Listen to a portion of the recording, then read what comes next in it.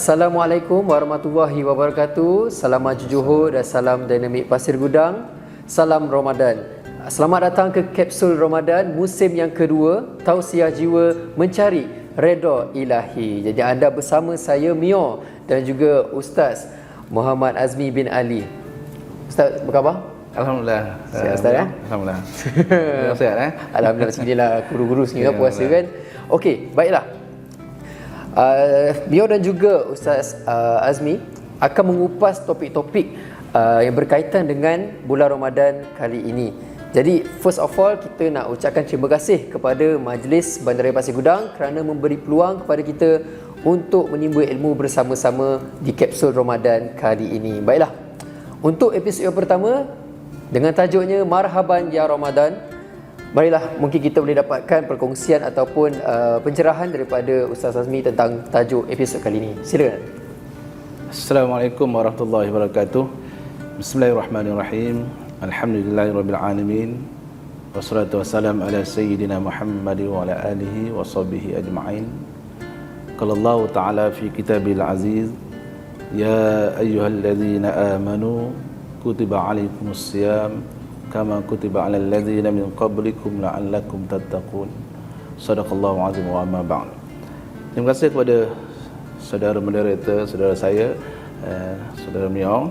Alhamdulillah, saya sedari daripada Allah Subhanahu wa taala, kita sekarang ini telah berada di dalam bulan yang dinantikan oleh semua umat Islam, yang diberikan keistimewaan kepada umat Muhammad sallallahu alaihi wasallam, iaitu bulan yang khusus kepada umat Muhammad sallallahu alaihi wasallam yang dinamakan bulan Ramadan Al-Mubarak.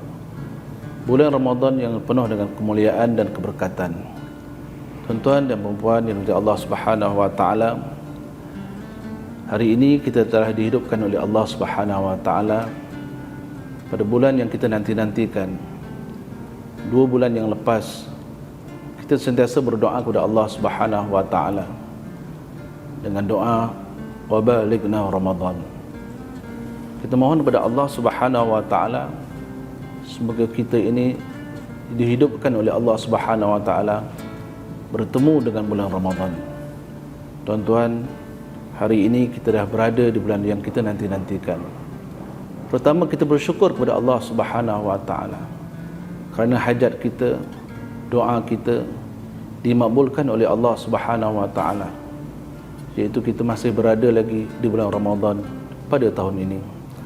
Tuan-tuan, sebagaimana ayat yang telah saya bacakan tadi, wahai orang yang beriman, diwajibkan ke atas kamu supaya berpuasa sebagaimana umat-umat yang terdahulu diwajibkan berpuasa. Di hujung ayat itu disebut oleh Allah Subhanahu wa taala, la'allakum tattaqun, semoga kamu menjadi orang yang bertakwa. Maksudnya tuan-tuan, bahawa selepas madrasah Ramadan ini, semua umat Islam dari umat Muhammad sallallahu alaihi wasallam dijanjikan oleh Allah Subhanahu wa taala dengan ketakwaan. Tuan-tuan, pada bulan yang mulia ini Allah Subhanahu wa taala memberikan satu keistimewaan yang disebut oleh Rasulullah sallallahu alaihi wasallam, lam tu'ta ummatun qablaha, di mana keistimewaan itu tidak diberi kepada umat-umat yang terdahulu. Yang pertamanya, beruntung bagi orang yang berpuasa pada bulan Ramadan ini, bau mulutnya itu lebih harum daripada harum kasturi, tuan-tuan. Yang kedua, malaikat sentiasa memohon keampunan kepada mereka yang berpuasa pada bulan Ramadan ini sehinggalah berbuka nanti, tuan-tuan. Maksudnya sekarang ini malaikat sedang memohon keampunan kepada kita, tuan-tuan. Beruntunglah kita berada di bulan Ramadan ini. Yang ketiga, syaitan, musuh tradisi manusia, dibelenggu, diikat pada bulan Ramadan. Maka sebab itu beruntunglah kita kerana kita beribadah, hidup kita tidak diganggu oleh syaitan. Maka supaya ibadah kita lebih ikhlas daripada sebelum Ramadan ini, diterima oleh Allah Subhanahu wa taala, insya-Allah. Yang keempat, tuan-tuan, puan yang oleh Allah Subhanahu wa taala, Allah menghiasi akan syurga pada setiap hari bulan Ramadan. Untuk apa? Untuk umat Muhammad sallallahu alaihi wasallam. Maksudnya umat Muhammad sallallahu alaihi wasallam yang berada di bulan Ramadan ini semuanya akan dimasukkan ke dalam syurga, tuan-tuan dan puan-puan. Yang akhirnya, yang kelima, Allah Subhanahu wa taala akan mengampunkan setiap hari di akhir malam bulan Ramadan, akan diberikan keampunan kepada umat Muhammad sallallahu alaihi wasallam. Tuan-tuan, keistimewaan yang diberikan oleh Allah Subhanahu wa taala kepada kita ini adalah keistimewaan yang luar biasa. Semoga kita dapat memenuhi Ramadan pada tahun ini lebih baik daripada tahun-tahun yang lepas, tuan-tuan dan puan yang dimuliakan Allah Subhanahu wa taala. Saya rasa sekadar itu, saudara Mio, semoga kita ini menjadi umat Muhammad sallallahu alaihi wasallam yang serta bersyukur dengan Allah Subhanahu wa taala. Sekian, assalamualaikum warahmatullahi wabarakatuh. Baiklah, kepada penonton, untuk kapsul Ramadan musim kedua kali ini, jangan ke mana-mana sebab lepas ni kita ada beberapa soalan daripada penonton sendiri yang ingin ditanyakan kepada Ustaz Azmi kita. Baiklah, teruskan bersama kami, jangan ke mana. Kapsul Ramadan musim kedua, Tausiah Jiwa Mencari Redha Ilahi.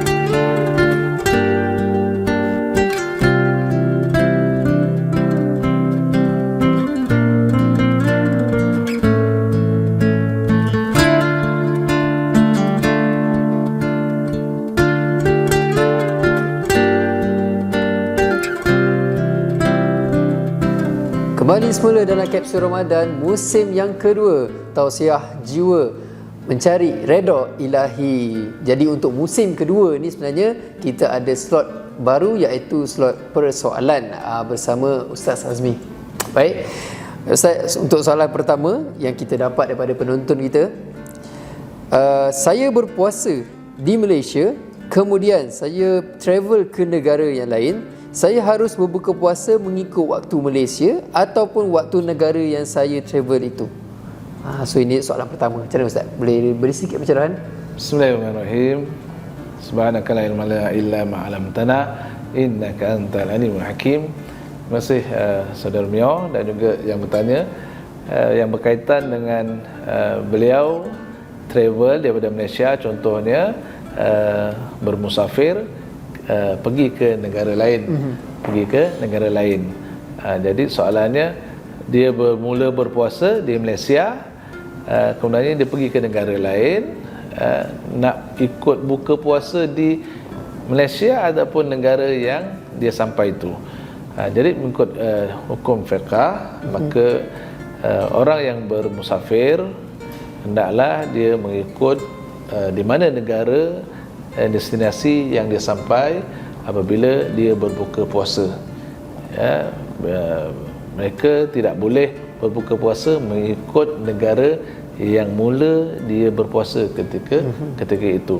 Hendaklah dia berbuka di mana negara yang sampai, itu destinasi yang dia sampai dalam pemusafiran mereka tu. Jadi soalan tadi tu maksudnya, kesimpulannya, hendaklah berbuka mengikut negara yang di mana dia sampai. Baiklah. Untuk soalan yang kedua, saya ada kawan mualaf, dekat badan dia ada tattoo. Adakah sah untuk dia berpuasa? Jadi macam mana Ustaz? Bagi orang yang bertatu ini dalam bab puasa, jadi oleh kerana tatu ini tidak termasuk dalam syarat untuk sah berpuasa sebenarnya. Dan maksudnya bagi orang yang bertatu di badan tetap sah dia berpuasa, cuma dalam istilah bertatu itu saja, sama ada dia nak menghilangkan ataupun tidak menghilangkan. Kalau tidak memudaratkan dirinya, dia boleh menghilangkan, maka hendaklah dia hilangkan tatu itu. Tapi sekiranya memudaratkan dirinya, maka tak perlu dihilangkan tatunya, biar kekal di badan dia. Perkara yang lepas, yang ketika mungkin dia jahil dan sebagainya, minta ampun dengan Allah Ta'ala, bertaubat, insyaAllah Allah Subhanahu Wa Ta'ala akan ampunkan. Tapi dalam bab puasa tetap sah puasanya, sebab tidak ada syarat untuk sah puasa adanya tatu tu. tidak mengapa. Jadi dalam fiqh tidak mengapa, sah puasanya walaupun bertato. Okey, baiklah. Soalan yang terakhir ni mungkin agak orang kata terbuka general, tapi mungkin sedikit ringkasan daripada Ustaz Azmi. Apakah cara terbaik untuk saya menghayati bulan Ramadan dan menambah amalan di dalamnya? So mungkin ada sedikit ringkasan daripada Ustaz. Dalam bulan puasa ini, kita faham bahawa bulan puasa ini adalah bulan keberkatan, bulan di mana digandakan ganjaran bagi mereka yang beramal, yang melakukan ibadah, yang wajib digandakan kepada 70 kali ganda, yang sunat digandakan menjadi pahala wajib. Jadi bila saja kita masuk di dalam bulan Ramadan ini, pertama hendaklah kita berusaha untuk niat di dalam hati kita tu niat yang ikhlas semata-mata kerana Allah Subhanahu Wa Taala. Mungkin nanti ada dalam bab lain mungkin kita akan membincangkan perkara ni, tetapi untuk memberi motivasi diri untuk kita beribadah pada bulan Ramadan ini supaya penghayatan puasa itu, penghayatan Ramadan itu dapat kita menjiwai. Hendaklah pertamanya kita niat dalam setiap ibadah kita itu kerana Allah Subhanahu Wa Taala, ikhlas kerana Allah Subhanahu Wa Taala, bukan kerana Ramadan, bukan kerana berpuasa, bukan kerana orang lain melakukan ibadah maka kita melakukan ibadah, tak, tetapi kerana Allah Subhanahu Wa Taala. Kalau dengan itu insya-Allah kita berdoa kepada Allah Taala supaya Dia memberikan kekuatan kepada diri kita supaya kita ini menambah akan ibadah kita di dalam bulan Ramadan, supaya lebih penghayatan pengibadahan kita itu pada bulan Ramadan ini kalau nak dibandingkan pada bulan-bulan sebelum Ramadan, dan insya-Allah selepas Ramadan kita akan lakukan sebagaimana Ramadan kali ini. Sebab itu Ramadan itu diikat akan syaitan supaya apa? Supaya semua umat Muhammad SAW ini beribadah tanpa gangguan, beribadah tanpa di situ perlukan kekuatan yang sangat-sangat. Sebab apa? Syaitan dah tak ada dah. Tinggal terbuka untuk diri kita, motivasikan diri kita untuk ibadah kepada Allah Subhanahu Wa Taala, tambahkan ibadah lebih daripada sebelum Ramadan, supaya dengan ini kita ini dididik oleh Allah Taala pada bulan Ramadan. Maka selepas Ramadan janji Allah Subhanahu Wa Taala, la'allakum tattaqun, supaya kita ini menjadi orang yang bertakwa. Benar-benar kita dapat akan ketakwaan itu dengan penghayatan, dengan keikhlasan, dengan penambahan ibadah kita kepada Allah SWT, insya-Allah. Itu saja. Baiklah, itu je perkongsian dan juga pencerahan yang kita peroleh untuk episod yang pertama ini sebenarnya. Jadi terima kasih diucapkan kepada penonton yang bertanyakan soalan kepada untuk kapsul Ramadan kali ini. Saya doakan urusan kita semua, khususnya warga Pasir Gudang, dipermudahkan segala urusan, dilimpahkan rezeki yang halal dan juga dikurniakan kesihatan yang baik-baik daripada Allah Subhanahu Wa Taala. Dan terima kasih lagi sekali kepada Ustaz Azmi bersama-sama dengan Mio untuk kapsul Ramadan musim kedua kali ini. InsyaAllah panjang umur, kita akan bersambung, kita akan berjumpa semula di episod yang akan datang. Semoga berjumpa lagi di kapsul Ramadan musim kedua, Tausiah Jiwa Mencari Redha Ilahi. Assalamualaikum warahmatullahi wabarakatuh. Waalaikumsalam.